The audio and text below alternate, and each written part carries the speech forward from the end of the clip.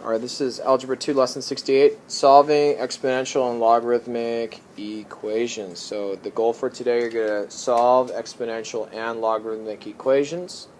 So, and exponents and logarithms are connected. One is the inverse of the other, so they're useful to figure out the answers, okay? Here are the steps for today.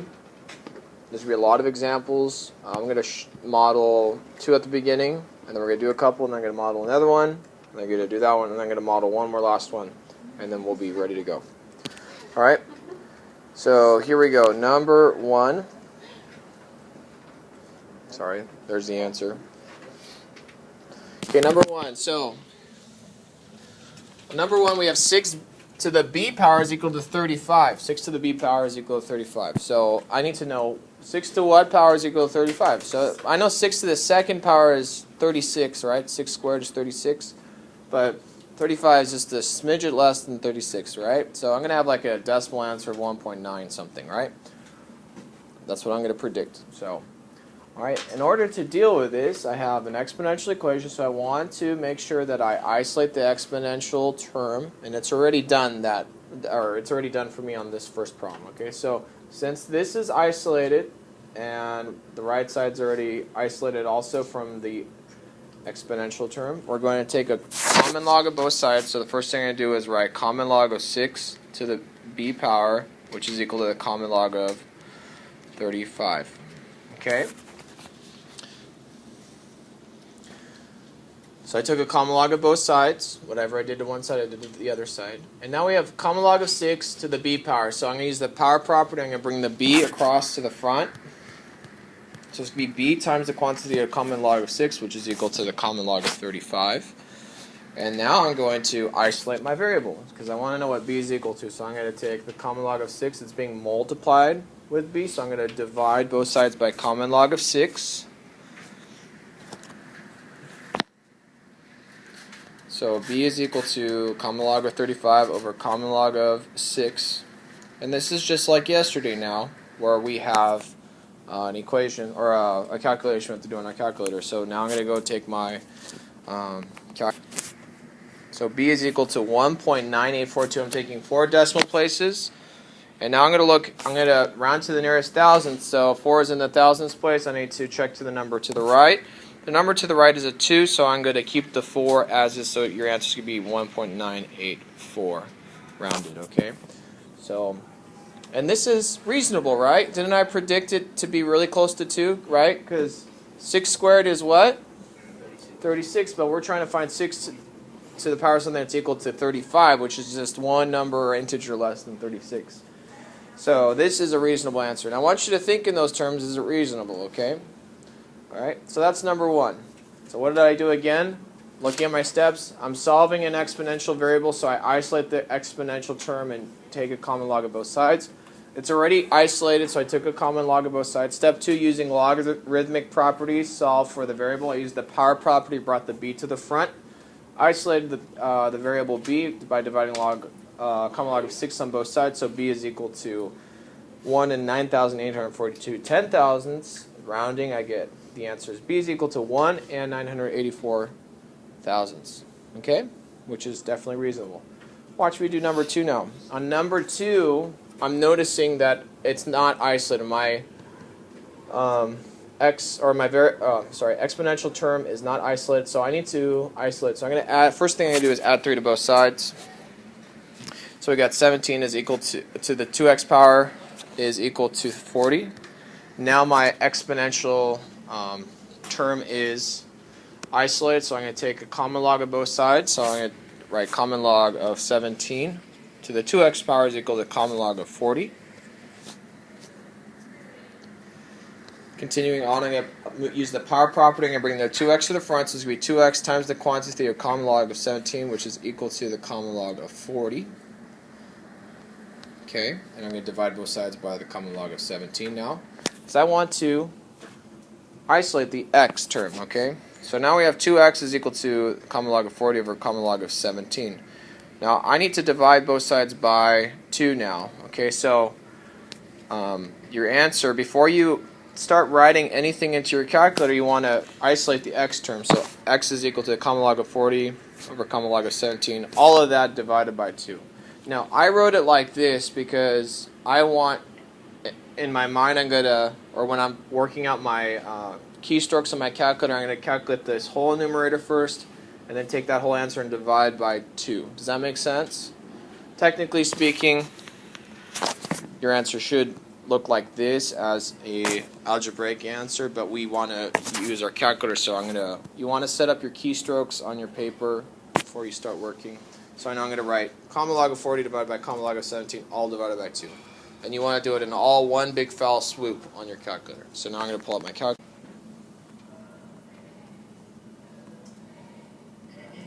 And of course I'm rounding to the nearest thousandth. It's a 0 right here, so your answer is going to be 651 thousandths. Okay? Which is correct, right? If I were to look at my equation, even starting up here at this point, right? If I look right here at this line, right? We're asking 17 to what power is equal to 40? I know 17 to the first power is 17. 17 to the second power is 289. So I know I'm going to be at number near 1. So 1.1, 1.2 maybe. So it's 2 times x, so 2x is equal to 1.2, so it's going to be about 0.6. So this is a very reasonable answer. Okay? So, right? And I'm asking you to think about that because you don't want to just write whatever answer because it has to be reasonable. Check your work. The other thing I want you to focus on this example is how I wrote, before I went to my calculator, I wrote my whole keystroke out, or I got it all ready so that I could write it into my calculator. Okay? Anyways, today's Wednesday, so let's have 1 solve 2's about number 1.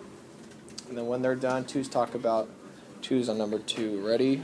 Number 3, continuing on, number 3. Where are we at? Okay, that's number. Okay, number 3. So let's do this one together. We got 14 to the nth power is equal to 52. Let's talk about or predict what our answer would be. 14 to the first power is 14. 14 to the second power is 189. Okay? 189. So, 14 to the, 196. What am I talking about? 196, right? It's 289 for 17 squared. So, is our exponential term isolated? Yes or no? Yes, it is. Okay, so we want to take a common log of both sides, so we're doing this together. Okay, got this one together, so we're going to write common log of 14 to the nth power, which is equal to common log of 52. Okay, so make sure you're following along with me. Everyone's writing this down with me. You doing this, Kevin? You got it? Okay. All right, Kevin, I called you. Is your little brother Kevin? Oh, I'm sorry, Tim. I'm sorry. I didn't mean to call you Tim. Sorry about that. Okay.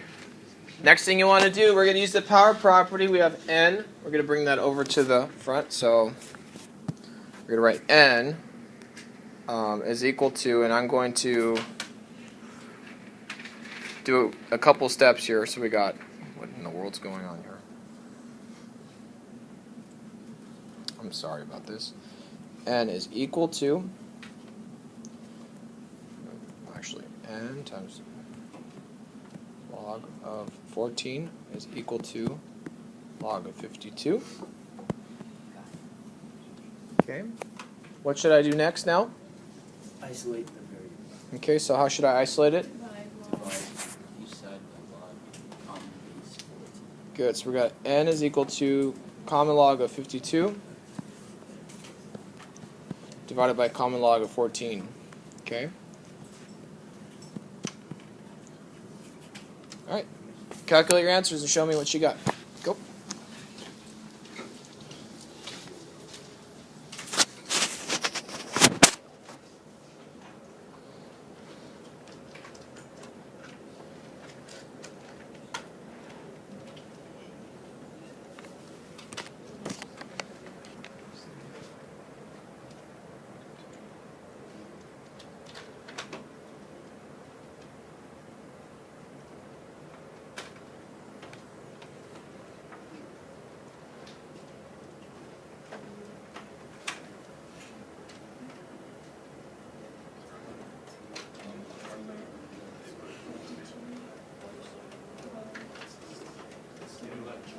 It's called the The max answers step. up.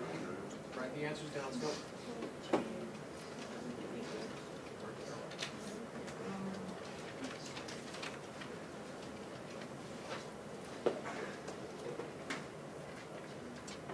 try again. Is that your final answer?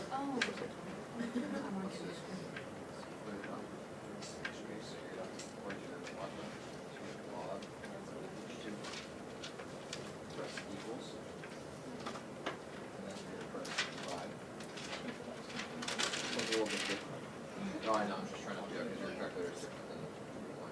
It's log.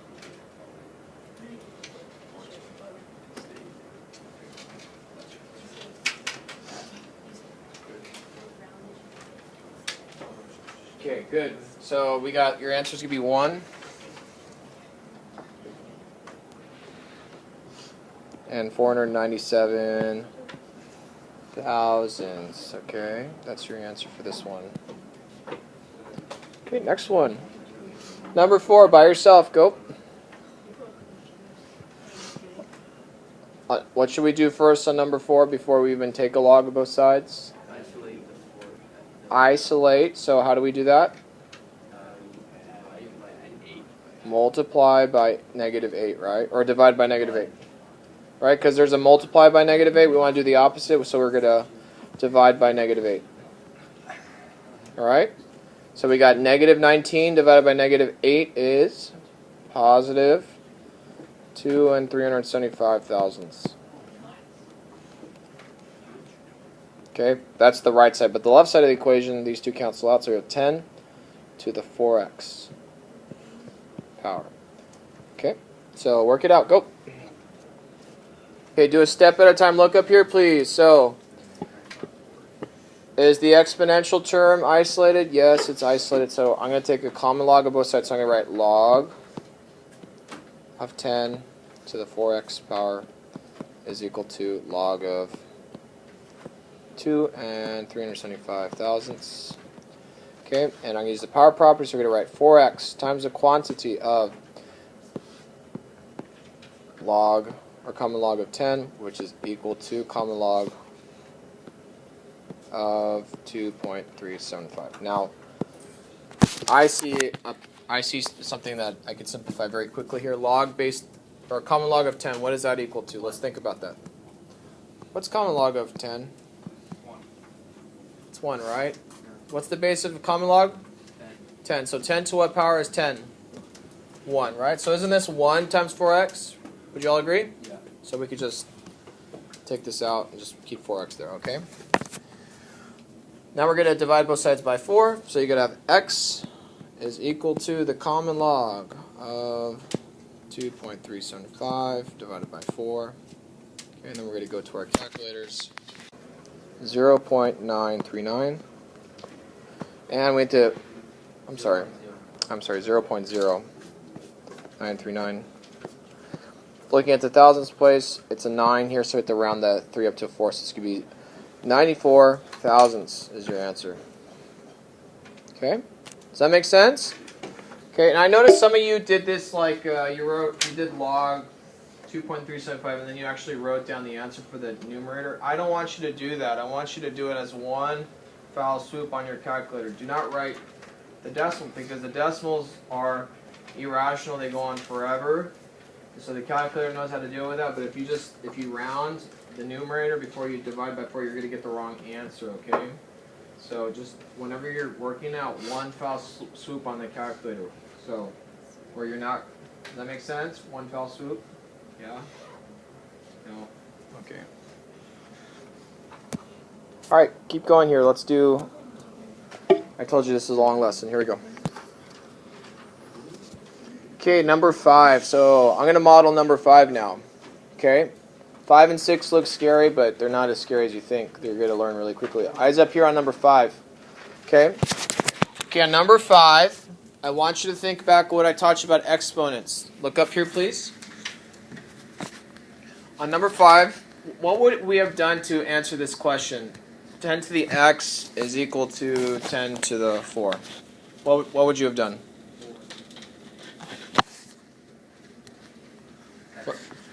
Why is x equal to 4? the bases are the same, right? Did y'all hear that? X is equal to 4. Why? Because the bases are the same. Why is x equal to 4? Bases are the same, right? Okay. So in the same way that concept applies here, what's the base of the first logarithm? 10. What's the base of the logarithm across the equal sign? 10. So we have two logarithms, both equal to each other, same base. Why don't we apply the same concept? Okay. So we know this is 10, that's 10, so let's just take away our logarithms and just make what they're equal to each other. So, right? Didn't we do a problem like this? This is a pre-algebra problem, or algebra 1 problem. We were going to solve for n. I'm going to add 6 to both sides and subtract 4, so negative 12 is equal to 6n. Divide both sides by 6, so n is equal to negative 2. Right? Y'all agree? Oh, let me erase that. Go back.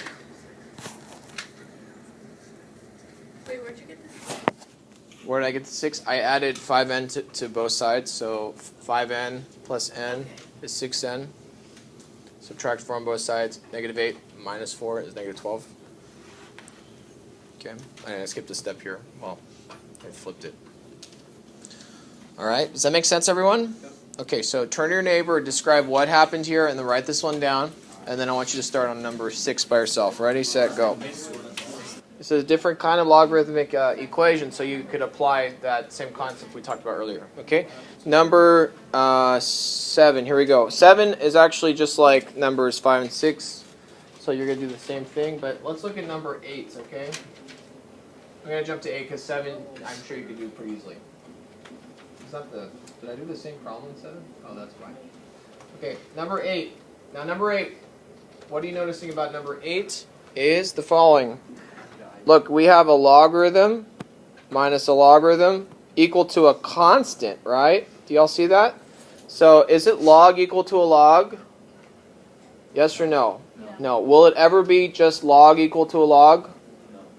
No. Even if I were to add this middle term to the right side, it would not be a log equal to a log. Okay? So we're in a different position. Now look at this step 3 here. If solving a logarithmic equation, use logarithmic properties to isolate the logarithm. We don't have one logarithm at 2, so we're going to have to use properties to combine them. So since we have a common base of 9, I'm going to do what I did the other day. iPad's down right now. Eyes up here. Thank you. Base of 9, base of 9. I'm going to condense these two. So watch, I'm going to write a new logarithm on the left-hand side here. Log base 9, and I'm going to condense, so it's going to be 4x divided by 2, right? Because there was a minus sign right here, right? So we're condensing these together, which is still equal to 2. Okay? Now I've isolated my logarithm on one side, okay? Just like step 3 now. Step 4 says convert the logarithm into an exponential equation. So we take the base, 9 to the power of 2 is equal to this amount, right? You'll agree? 9 to the power of 2 is equal to that amount. So I'm going to write that down. 9 squared is equal to 4x over 2. And now I'm just solving for x. I'm going to simplify as I go. So 9 squared is going to be 81. And I know the 4 and 2 goes into each of them. So 81 is equal to 2x. Divide both sides by 2. So x is equal to 81 over 2, or 40 and 1/2. Okay?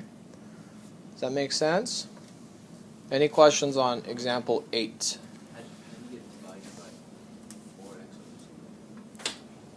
Over in this point right here? Yeah. Okay, remember a couple days ago I taught you about expanding and contracting logarithms? Since these two logarithms are next to each other on the same side, same base, we take, and there's a minus sign in the middle, we could condense the logarithm by keeping the same base. You take the first one, and it's 4x divided by 2. That's a logarithmic property. It was the quotient property. Remember that? Yeah. Okay. Any other questions? Okay. So turn your neighbor last time you're going to talk, and then write this down, and then we're done with this lesson. Okay. So everyone's talking. Ready, set, go.